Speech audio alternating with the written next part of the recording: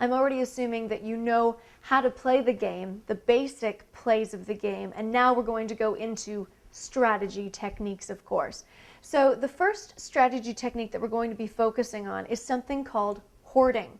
Now, when I'm giving you these techniques as well, I'm sure you already know that when playing the game Mancala, in your smaller bins, you can play with 3 stones in each bin, 4 stones, so that would be what, 48 pieces. 3 stones would be 36 pieces, and you can even do advanced play where you're playing with upwards of 5 and 6 stones.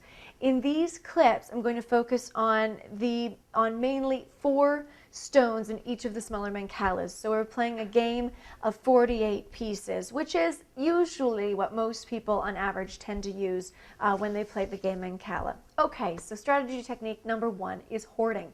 If we go to our game board here and have a look at the board, we've set it up so that we've got different letters around the board so that when I'm explaining various pieces, I can point to the letters A through F or G through L.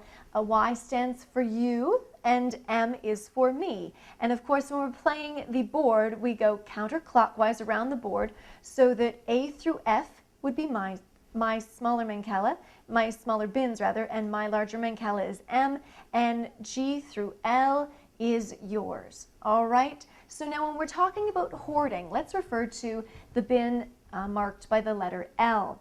Hoarding basically occurs when a player allows their pebbles or their stones to accumulate in a certain bin and they refuse to play that bin. So you can see in L we've accumulated 8 stones, which is quite a bit. Now, in hoarding, this is always good because you have to remember the object of the game is not to be the person to go out first, but rather to have the most stones in your Mancala. So if I were to go out first, perhaps, then you would get to keep all of these stones in these various bins and add it to your larger Mancala. Now, a risk of this strategy is sometimes it makes for a very sort of tempting bait for your opponent, because remember, if you ever get to an empty bin, you get to keep if your last stone rather falls in an empty bin, you get to keep all of the stones opposite that. So I would then, as a strategy for myself, try to empty out A so that I could steal all of your stones in L.